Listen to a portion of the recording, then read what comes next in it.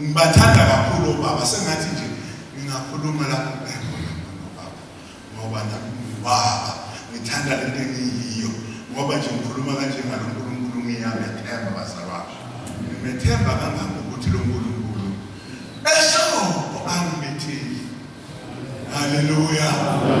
Ingane zami azinawo umqabo. Haleluya.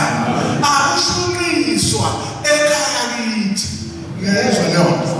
Ngoba yini kuphetha amandla asezulwini.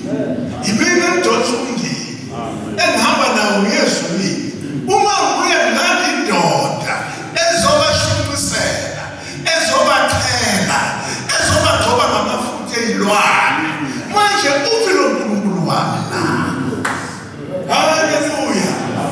Ngakho lento engishoyo ngikhuluma into engiyiyo, ngikhuluma into engiphilayo.